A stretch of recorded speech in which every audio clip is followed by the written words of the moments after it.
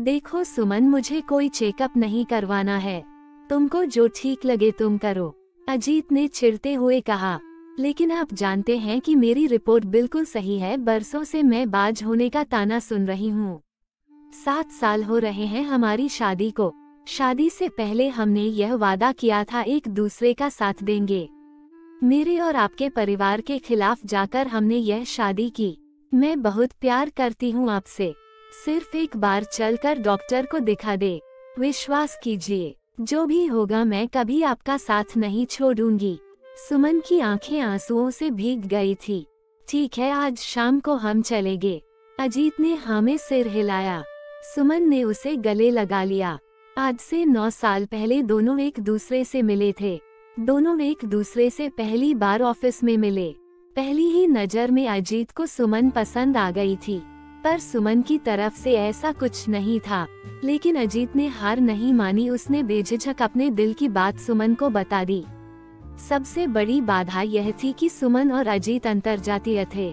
सुमन के परिवार वाले बड़े रूढ़िवादी विचारधारा वाले थे। सुमन को पता था वह नहीं मानेंगे। सुमन ने अजीत को नामे जवाब दे दिया।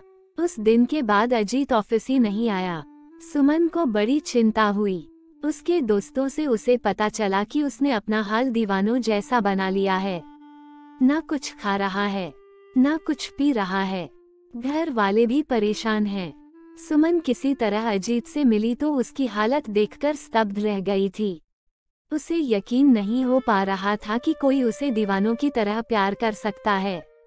सुमन का दिल भी आखिर मान ही गया। लगभग साल भर तक उन दोनों ने परिवार वालों को मनाने की कोशिश की, पर आखिर में हारकर दोनों ने कोर्ट मैरिज कर ली। देखो सुमन, शादी से पहले तुम काम करती थी वह ठीक है, पर हमारे घर की बहुएं काम नहीं करती। जो तुमने अपने पीहर में किया हो ठीक है, पर आज के बाद तुम्हें इसी घर की रीति रिवाजों से चलना पड़ेगा। सास ने सुमन को घर में आते ही अपना निर्णय सुना दिया। थोड़े ही दिनों में पढ़ी लिखी सुमन के सारे पर कतर दिए गए। हर काम को लेकर उस पर बंधन था, पर अजीत का प्यार था उसके आगे तो यह सब कुछ नहीं था। अजीत की बाहों में आते ही उसकी सारी मुसीबत, सारे दर्द कम हो जाते। समय तेजी से चल रहा था। सुमन ने अपने आप को परिवार के सांचे में ढाल लिया। शिकायत करना तो उसने जैसे सीखा ही नहीं था।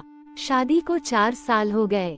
धीरे धीरे दोनों पर बच्चे के लिए दबाव आने लगा। अब सुमन के घर वाले उस पर और दबाव डालने लगे। हमने तो आते ही 4 साल में 3 बच्चे जन्म दिए। हमारी बड़की बहू को देखो, शादी के अगले ही साल मुन्ना हमारी गोद में आ गया। पर ये पढ़े लिखे लोग हैं ना, इनके मिजाज ही ज्यादा होते हैं। सासू माँ पड़ोस में रहने वाली पंडिताइन चाची को कह रही थी। सुमन को आते देख उनकी आवाज का टोन थोड़ा ऊंचा हो गया था। ऐसा नहीं था कि उन दोनों को बच्चा नहीं चाहिए था, और सुमन कंसीव ही नहीं कर पा रही थी। धीरे धीरे तो यह सवाल सुमन के गले की फांस बन गया था। सुमन का आना जाना मुश्किल हो गया। हर किसी का एक ही सवाल की खुशखबरी कब सुना रही हो। माँ जी का ताना, बहू क्या मेरे मरने के बाद खुशखबरी सुनाएगी क्या। अड़ोस पड़ोस सब जगह चर्चा का केंद्र वही होता। देखते ही देखते 7 साल बीत गए। सुमन को लग रहा था मानो उसका जीना दुश्वार हो गया है। अजीत जो पहले उसे दिलासा देता था, ना जाने क्यों वही उससे उखड़ा उखड़ा रहने लग गया था। लता उसकी सबसे खास सहेली थी, जिससे वह किसी तरह अपने सारे दुख दर्द बांट लेती थी। एक दिन लता उसे डॉक्टर के पास ले गई और सारे चेकअप करवाएं। सुमन की सारी रिपोर्ट नॉर्मल थी। जब उसने यह बात अजीत को बताई तो अजीत को बड़ा गुस्सा आया। अजीत ने उससे कहा, क्या वह उसकी मर्दानगी को ललकार रही है। सुमन हैरान थी अजीत का यह रूप देखकर। जिस अजीत ने उसके प्यार में जीने मरने की कस्में खाई, आज वो कैसे बदल गया।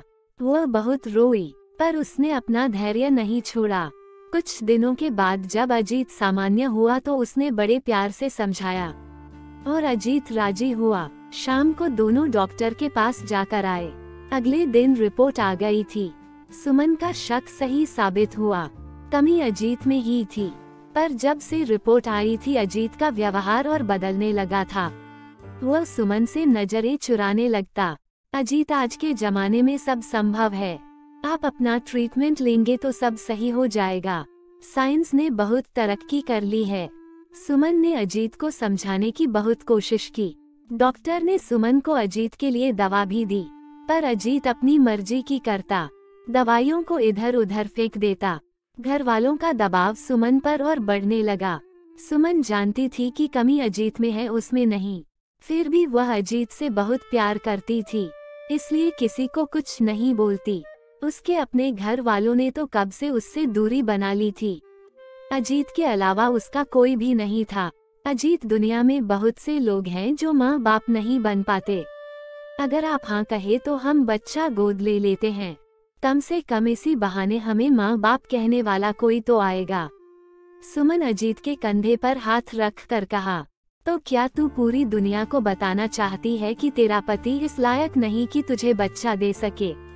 तू सब जगह मेरी जगह साई करवाना चाहती है।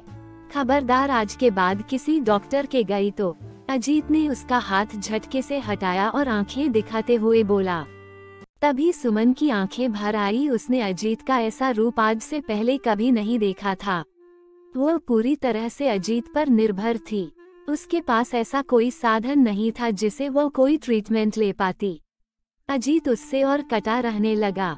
परिवार वाले भी उससे दूर रहने लगे। अब तो उसका हर दिन आंसुओं के साए में गुजरता।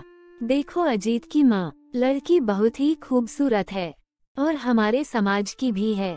मैं तो कहती हूँ अपने अजीत की शादी उससे करवा दो। कब तक इस बांझ को अपने गले बांध कर रखोगी? पंडिताइन ने अजीत की माँ से कहा। अगले दिन ही उसे लड़की का फोटो दिखाया। अजीत की चुप्पी उसकी हामी का जवाब दे रही थी। देख सुमन, अपना सामान पैक कर और निकल इस घर से। हमें ऐसी बहू नहीं चाहिए जो बांझ हो। सासू माँ ने जैसे ही कहा सुमन पर तो मानो दुख का पहाड़ टूट पड़ा। वह बोली, माँ जी, कमी मुझ में नहीं आपके बेटे में है। आप चाहे तो रिपोर्ट भी देख सकती हैं। मेरी रिपोर्ट्स नॉर्मल है। आपका बेटा बच्चा पैदा नहीं कर सकता। सुमन ने जैसे ही बोला, अजीत ने एक थप्पड़ उसके गाल पर रसीद कर दिया। मुझे पर इल्जाम लगाती है, ये हैं तलाक के पेपर, साइन कर दे इन पर। मेरी माँ सही कहती है, मेरी ही गलती है कि तुझ जैसी लड़की से मैंने शादी की। निकल मेरे घर से, अजीत ने कहा। सुमन पर मानो दुख का पहाड़ टूट पड़ा। उसे कुछ समझ नहीं आ रहा था। जिस लड़के के लिए उसने परिवार छोड़ा, सब कुछ छोड़ा, आज वही उसकी दुर्गति बना रहा है, उसे छोड़ रहा है। सुमन बेसुधी थी, वह क्या करे नहीं समझ पा रही थी।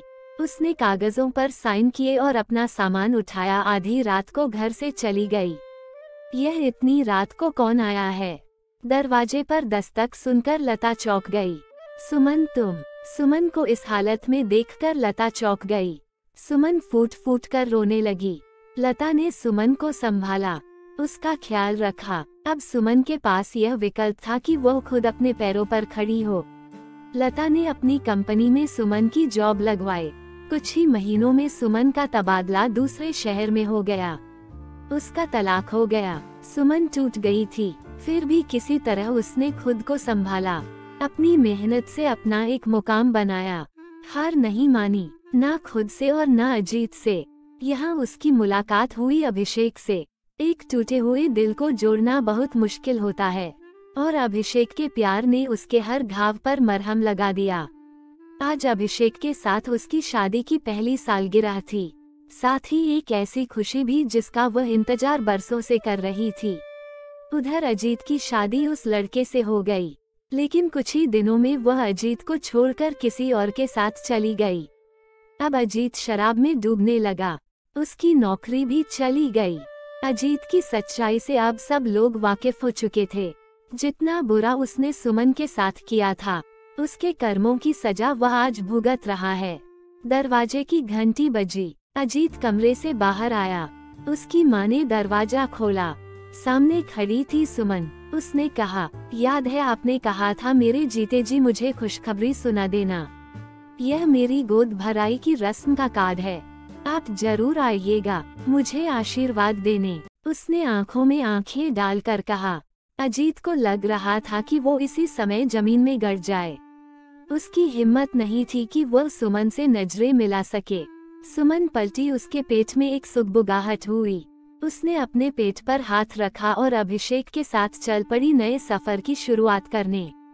दोस्तों, हमारे समाज की विडंबना है कि उंगली सिर्फ औरतों पर ही उठती है। जिस औरत को बच्चा नहीं होता उसे ही बांझ कहा जाता है, पर मर्द को कुछ नहीं बोला जाता। औरतें सब बर्दाश्त करती हैं क्योंकि वो खुद को कमजोर समझती हैं। बहुत सी स्त्रियां टूट भी जाती हैं, पर हमारी कथा नायिका जो एक स्त्री भी है, उसने न केवल खुद को संभाला बल्कि इस परिस्थिति को अपने पर हावी ना होने दिया। तो दोस्तों, कितनी भी कठिन घड़ी क्यों ना हो, कभी हार मत मानिएगा। जिंदगी आपको दूसरा मौका जरूर देगी, जब आप अपने लिए दूसरा मौका देंगी। दोस्तों, ये कहानी आपको कैसी लगी कमेंट करके जरूर बताएं। इसी तरह की वीडियो को देखने के लिए चैनल को सब्सक्राइब करके बेल आइकॉन को ऑन कर लीजिए ताकि आने वाली वीडियो का नोटिफिकेशन आपको सबसे पहले मिल सके। धन्यवाद।